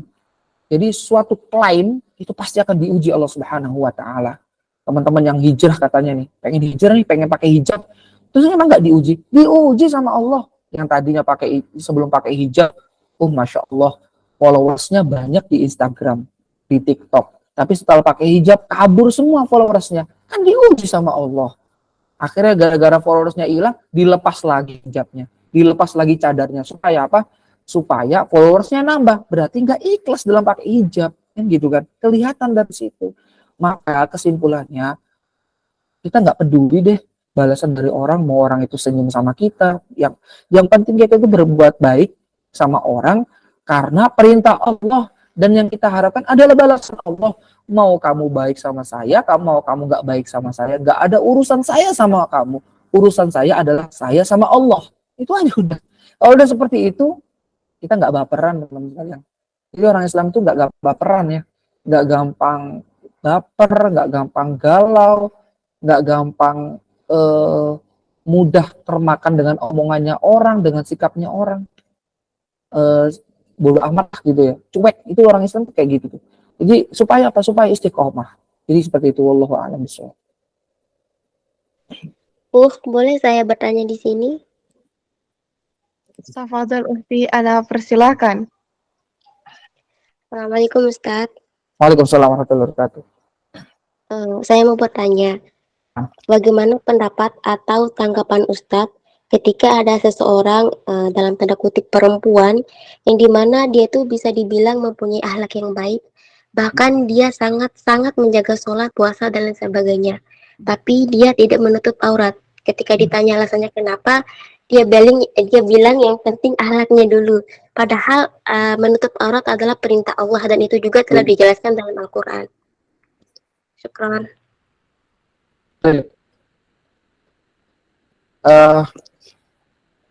Barakallahu fiik. Jadi bagaimana bagi seseorang yang dia itu akhlaknya baik, ya, kemudian rajin ibadahnya, tapi kemudian dia tidak pakai hijab, gitu kan? Tidak pakai hijab, dia nggak mau menggunakan jilbabnya, itu bagaimana? Jadi perintah menutup aurat itu jelas di dalam Al-Quran, di dalam Quran surat An-Nur ayat 31. Bisa dibuka surat An-Nur ayat 31, di mana Allah Subhanahu wa taala memerintahkan kepada wanita, hendaklah mereka menahan pandangannya dan kemaluannya, dan janganlah mereka menampakkan perhiasannya kecuali yang biasa dinampakkan kepadanya, dan hendaklah mereka menutup kain kerudungnya ke dadanya. Jadi batasan menutup aurat itu bukan di leher, tapi seluruh dadanya. Ya, dan jangan menampakkan perhiasan kecuali pada suami mereka. Itu perintah Allah Subhanahu wa taala terhadap wanita di dalam Quran surat An-Nur ayat 31, bisa dibuka. Jadi artinya menutup aurat itu adalah suatu kewajiban. Suatu kewajiban yang harus dilaksanakan. Hukumnya fardhu ain gitu. Terus kalau nggak dijalankan bagaimana? Dosa. Dia memiliki kemaksiatan. Dia telah melakukan kemaksiatan yang besar karena dia mengumbar auratnya. Ya, kadang-kadang ada orang mengatakan gini, udahlah yang penting itu hatinya ditutupi dulu. Ya, yang penting hubungan kita dengan Allah itu baik, gitu kan. Udahlah nggak usah pakai jilbab, yang penting kan hubungan saya dengan Allah itu baik. Justru dengan kamu tidak berhijab itu, hubungan kamu dengan Allah itu sedang tidak baik, gitu. Karena kan menutup aurat itu kan wajib, sama dengan sholat 5 waktu, sama dengan puasa Ramadan. Ya, menutup aurat kan hukumnya wajib. Jadi sangat salah bagi seorang wanita yang dia memiliki pemahaman bahwasanya udahlah yang penting itu berakhlak mulia, saya menjaga salat 5 waktu, saya berpuasa, saya menjalankan perintah, tapi ya saya mohon maaf karena mungkin karena pekerjaan atau saya nggak bisa menutup aurat. Ini adalah pemahaman yang sangat salah. Ya, justru akan terus dia mendapatkan dosa dari aurat yang dia buka. Apalagi sampai diposting, dilihat oleh ya pria yang atau lawan jenis yang bukan mahramnya, ya, sampai dengan dia meninggal dunia, medsosnya nggak ikut meninggal. Artinya medsosnya masih suka dilihat. Selama itu dilihat, maka sampai di situ dia mendapatkan dosa terus. Jadi bukankah nanti ketika pada hari kiamat itu ada yaumul mizan, akan ditimbang pahala kita, pahala sholat ditimbang, dan keburukan membuka aurat pun akan ditimbang. Lebih banyak mana antara pahala sholatnya sama dosa ketika dia membuka aurat? Sepanjang perjalanan dia membuka auratnya, setiap hari dia keluar, selama dia di luar, kemudian banyak orang-orang atau laki-laki yang memandang auratnya, maka disitulah semakin banyak dosanya. Naudzubillah min dzalik. Kita bayangkan betapa banyak dosanya. Jadi jangan meremehkan ya bagi seorang akhwat yang belum bisa menutup auratnya atau mengumbar auratnya. Ini sangat bahaya sekali dan sangat fatal sekali. Dan bagi seseorang, perhatikan, bagi seseorang yang dia perlahan-lahan meninggalkan perintah Allah yang wajib, maka perlahan-lahan pula dia akan meninggalkan perintah Allah Subhanahu wa taala yang lainnya. Mungkin di awal dia meremehkan perintah Allah menutup auratnya. Namun lambat laun dia akan meremehkan ya perintah Allah yang lainnya. Mungkin dia akan meninggalkan sholat 5 waktunya, dia akan meninggalkan puasa Ramadannya, dia akan melakukan kemaksiatan yang lainnya. Itu pasti itu. Jadi jangan meremehkan dalam kita meninggalkan yang merupakan kewajiban kita sebagai seorang hamba. Jadi pasti banyak madarat yang besar. Dan perlu difahami waktu sekalian ya, bahwasanya perintah menutup aurat itu bukan hanya sekedar perintah. Ada sebuah kaidah fikih bahwasanya setiap perintah Allah itu pasti di baliknya itu ada kemaslahatan yang sangat besar, ada kebaikan-kebaikan yang sangat besar. Coba kita perhatikan rata-rata kasus pemerkosaan, ya, kasus pemerkosaan itu dialami oleh wanita-wanita yang dia betul-betul berhijab, apa yang dia tidak berhijab atau setengah berhijab. Kita bisa lihat lah, kita studi kasus, coba cari rata-rata orang-orang yang diperkosa itu orang yang dia betul-betul berhijab. Maksud saya itu betul-betul berhijab adalah sesuai apa yang Allah Subhanahu wa taala sampaikan dalam Quran surat An-Nur tadi, dia betul-betul menjulurkan jilbabnya ya sampai dengan menutupi dadanya dan dia menutupi seluruh lekuk tubuhnya. Nah, itu yang dimaksud hijab yang sebenarnya. Nah, kita perhatikan rata-rata orang yang dia mengalami kasus pemerkosaan itu orang-orang yang dia benar-benar berhijab atau orang yang tidak berhijab atau orang yang setengah berhijab. Setengah berhijab tadi mungkin kayak dia pakai jilbab tapi cuma di leher. Mohon maaf ya, payudaranya dia kelihatannya, tubuhnya dia kelihatannya. Kira-kira yang mana kira-kira? Bisa menjawab sendiri kan? Rata-rata mereka yang mengalami kasus pemerkosaan adalah mereka yang tidak berhijab atau mereka yang setengah berhijab. Gitu. Tengah menutup auratnya, tapi yang lain tidak ditutup auratnya. Jadi dia tutup kepalanya, tapi yang lain telanjang gitu. Akhirnya memancing syahwat. Sedangkan laki-laki itu dibekali syahwat gitu. Sehingga kadang-kadang gini, kebanyakan wanita menyalahkan laki-laki. Jangan sepenuhnya menyalahkan laki-laki. Laki-laki juga punya mata dan laki-laki juga punya syahwat. Gitu. Meskipun dia diperintahkan untuk menundukkan pandangannya oleh Allah, tapi karena wanita yang dia tidak bisa membantu laki-laki untuk menundukkan pandangannya, maka terjadilah sesuatu yang tidak diinginkan. Ya, makanya sekarang banyak sekali di Indonesia ini kasus-kasus perzinahan, kasus-kasus pemerkosaan. Kenapa? Ya mohon maaf karena mungkin masing-masing dari mereka, baik itu laki-laki maupun wanita, dia tidak bisa menjalani tugasnya, dia tidak bisa menjalani tanggung jawabnya, dia tidak bisa menjalani apa yang menjadikan perintah Allah Subhanahu wa taala. Kalau misalkan dari masing-masing memahami tugas dan tanggung jawabnya, yang laki-laki diperintahkan menundukkan ghadul basar, menundukkan pandangan, yang perempuan pun demikian diperintahkan menundukkan pandangan dan menutup auratnya, insya Allah perlahan kasus-kasus yang semacam itu, perzinahan, pemerkosaan akan berkurang di negeri kita. Barakallahu.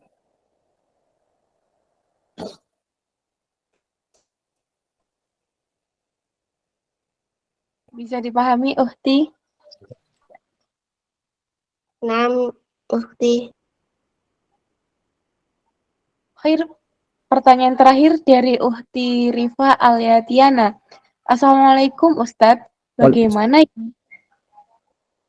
ya memaafkan seseorang tapi orang itu melukai batin hidup kita? Kita udah maafin tapi kita maafin orang itu makin kebangetan.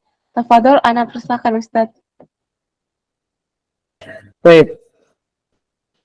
Barakallahu fiik. Justru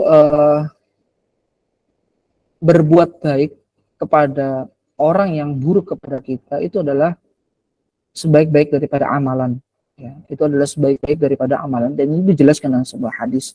Kalau kita berbuat baik sama orang yang baik sama kita, itu suatu hal yang wajar ya.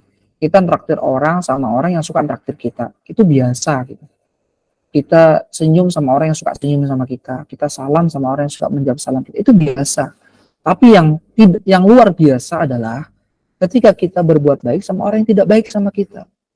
Kita senyum sama orang yang ketus sama kita bersikap ramah sama orang yang buruk terhadap kita berkata lemah lembut kepada orang yang kasar sama kita, itu adalah yang sangat luar biasa, dan itu balasannya luar biasa dari Allah Subhanahu wa taala, karena ini termasuk daripada akhlak mulia. Maka pantas orang-orang yang semacam ini dijanjikan oleh Allah Subhanahu wa taala untuk masuk ke dalam surganya. Kembali lagi teman-teman sekalian, bahwasanya yang kita harapkan itu dalam menjalankan ibadah adalah pahala dari Allah, bukan balasan daripada manusia. Sehingga hati kita itu hanya untuk Allah, bukan untuk manusia. Kalau udah seperti itu, kalau kita sudah bisa belajar untuk ikhlas, maka insya Allah hidup kita itu akan nyaman, teman-teman. Kita itu nggak sempit gitu loh. Seorang istri akan istiqomah melayani suaminya, seorang suami akan istiqomah melayani istrinya, seorang apa namanya anak akan berbuat baik kepada orang tuanya. Yang jadi masalah kan kenapa istri itu nggak bisa istiqomah melayani suaminya? Karena di situ saling menuntut hak gitu loh. Dan mengungkap kebaikan gitu. Saya loh selama ini sudah nyicin baju kamu, sudah nyetrikain baju kamu, sudah masakin kamu, tapi kok kamu kok gitu sih sama saya gitu. Akhirnya apa? Terjadilah permasalahan. Ini namanya gak ikhlas. Seharusnya seorang istri dalam dia melayani suami yang dia inginkan bukan balasan kebaikan dari suami, yang dia inginkan adalah balasan kebaikan dari Allah. Pun demikian seorang suami manakala dia baik kepada istrinya, dia mencarikan nafkah kepada istrinya, ya seperti itu juga yang diharapkan adalah balasan dari Allah, bukan balasan dari istrinya. Juga kita sebagai seorang anak, kadang-kala kita ini kurang ikhlas berbuat baik sama orang tua, ya. Kurang ikhlasnya bagaimana? Ketika kita sudah berbuat baik sama orang tua, tapi namanya kita itu mau bagaimanapun, mau berapapun usia kita, mau setinggi apapun jabatan kita, di depan orang tua kita itu tetap anak yang suka diomelin ketika kita salah. Kadang-kala disitulah mulai ketidakikhlasan kita muncul. Padahal setiap bulan ibu udah saya kasih uang, ibu minta apa, udah saya turutin, ibu minta baju, saya turutin, tapi kok ibu masih suka gitu sih? Ibu kok masih suka membangga-banggakan kakak sih? Masih suka membaik-baikan adik, padahal kan aku kan yang lebih baik. Kan namanya nggak ikhlas, gitu loh. Akhirnya nggak istiqomah berbuat baik sama orang tua. Nah ini yang jadi masalah. Maka seharusnya kita bisa lebih menata hati kita, bagaimana dalam kita menjalankan aktivitas ibadah kita serahkan semuanya kepada Allah Subhanahu wa taala. Yang kita harapkan adalah balasan dari Allah Subhanahu wa taala. Dengan seperti itu, maka insya Allah kita bisa istiqomah. Makanya modal untuk kita istiqomah dalam beribadah itu cuma 2, teman-teman. Cuma ada 3 ya. Saya sempurnakan ada 3. Yang pertama ilmu, karena Imam Bukhari rahimahullah ta'ala mengatakan al-ilmu qabla al-qaul wal amal. Berilmu dulu sebelum kamu ngomong sama melakukan sesuatu. Kenapa? Karena ketika kamu ngomong dan kamu melakukan sesuatu tidak ada ilmunya, maka omonganmu itu omong kosong. Dan amalmu adalah tidak menimbulkan kebaikan, justru akan menimbulkan kerusakan. Dakwah nih, nggak pakai ilmu. Akhirnya apa? Justru akan menjelekkan citra Islam. Karena dia tidak paham ilmu tentang dakwah. Jadi dakwah butuh ilmu, harus pakai ilmu. Yang pertama ilmu, modal dalam beribadah. Kemudian yang kedua adalah ikhlas. Ya, harus ikhlas. Ikhlas itu tadi sudah saya jelaskan, ikhlas adalah mempersembahkan ibadah hanya kepada Allah, nggak ada karena manusia, hanya kepada Allah. Kemudian yang ketiga, modal untuk kita beribadah adalah sabar. Dengan kita punya ilmu, ikhlas dan sabar, maka insya Allah kita akan bisa istiqomah dalam kita beribadah kepada Allah, dalam kita beramal solih, kita akan bisa istiqomah. Barakallahu fiik. Ya, baik.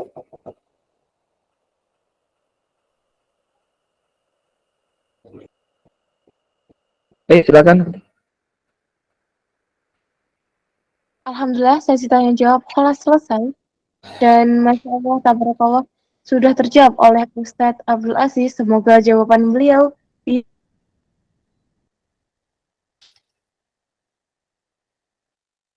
bisa menambah wawasan. Acara selanjutnya adalah kata-kata motivasi kepada yang kami hormati Ustadz Abdul Aziz. Kami persilahkan. Barakallahu fiik. Teman-teman sekalian yang semoga dirahmati Allah Subhanahu wa taala, bahwasanya salah satu ikon atau ciri khas dari seorang muslim adalah akhlaknya yang mulia. Karena agama Islam adalah agama akhlak, agama yang mengajarkan budi pekerti yang luhur terhadap manusia. Dan akhlak yang mulia merupakan kesempurnaan iman dari seseorang. Sebagaimana Rasul bersabda, akmalul mu'minina imanan ahsanuhum khuluqan. Kesempurnaan iman seseorang adalah terletak pada akhlak yang mulia. Dan ini yang dicontohkan oleh Rasulullah Muhammad SAW. Maka ketika kita mengaku followersnya Rasul, mengaku cinta kepada Nabi, ikutilah akhlak Nabi. Bagaimana budi pekertinya Nabi, bagaimana tutur katanya Nabi, bagaimana sifatnya Nabi, bagaimana sikapnya Nabi SAW dalam berinteraksi baik itu kepada Allah Subhanahu Wa Taala dan berinteraksi kepada sesama manusia. agar besok kita bisa masuk surga bersama Rasulullah SAW. Maka sekali lagi, hiasi diri kita dengan akhlak yang mulia agar kita bisa masuk surga bersama baginda Nabi Muhammad SAW. Barakallahu fiik.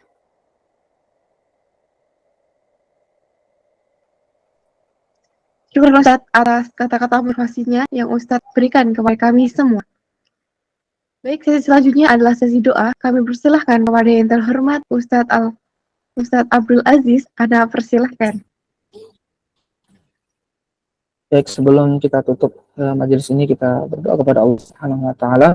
Semoga Allah Subhanahu wa taala senantiasa memberikan hidayah dan taufiknya kepada kita sehingga kita bisa terus istiqamah dalam menuntut ilmu agama, dalam mengamalkan ilmu agama dan dalam mendakwahkan ilmu agama sampai dengan kita diwafatkan Allah Subhanahu wa taala. Bismillahirrahmanirrahim. Alhamdulillahirabbil alamin. Allahumma shalli ala Muhammad wa ala ali Muhammad kama shallaita ala Ibrahim wa ala ali Ibrahim fil alamin innaka Hamidum Majid. Allahumma ighfir lana wa li walidina wa li masyayikhina wa li asatidina wa li ikhwanina wa li jami'il muslimina wal muslimat wal mu'minina wal mu'minat al ahya'i minhum wal amwat. Allahumma la tada' lana dhanban illa ghafartah wa la aiban illa satartah wa la daynan illa qadaytah wa la hajatan min hawaijid dunya illa qadaytah bi rahmatika ya arhamar rahimin. Allahumma inna nas'aluka al-huda wa taqwa wal afafa wal ghina. Allahumma inna nas'aluka husnal khatimah. Allahumma inna nas'aluka al-jannah wa na'udzubika minan nar. Allahumma inna nas'aluka ilman nafi'an wa rizqan thayyiban wa amalan mutaqabbalan. Allahumma inna na'udzubika min ilmin la yanfa'. Rabbana la tuzigh qulubana ba'da idh hadaytana wa hab lana min ladunka rahmah innaka antal wahhab. Rabbana atina fid dunya hasanah wa fil akhirati hasanah wa qina adzabannar. Wassalamualaikum Muhammadin wa ala alihi wasallam walhamdulillahi rabbil alamin.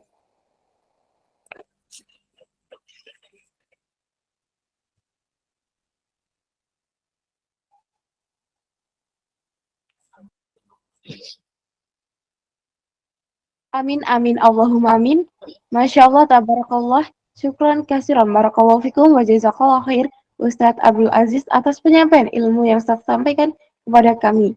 Semoga menjadikan ilmu dunia sampai di akhirat nantinya dan menjadikan amal jariah bagi kami khususnya. Sebelumnya, jazakumullah khair kepada peserta, pri umum yang sempat dan mengikuti kajian pada malam hari ini. Dimanapun daerah kalian berada, semoga Allah SWT selalu meridhoi setiap langkah jihad fisabilillah kalian semuanya. Ana Apis Kajolita sebagai moderator pada malam hari ini pamit dan Ana mohon maaf kepada kalian jika selama ini menjadi MD ada kekeliruan ataupun kesalahan baik disengaja maupun tidak disengaja. Kepada Allah SWT, Ana mohon ampun. Pesan Ana buat teman-teman SHS, la takhalafu an ruhil dirasah, lianna indama la yamkuna talabul ma'rifatul ijbah. Semangat menuntut ilmu, jangan mudah menyerah. Karena ketika kita tidak bisa apa-apa, belajar adalah jawabannya dan menuntut ilmu itu kewajibannya. Subhanakallahumma wa bihamdika asyhadu an la ilaha illa anta wa atubu ilaik. Nun wal qalami wa ma yasturun. Tsumma wassalamualaikum warahmatullahi taala wabarakatuh. Waalaikumsalam warahmatullahi wabarakatuh. Warahmatullahi wabarakatuh.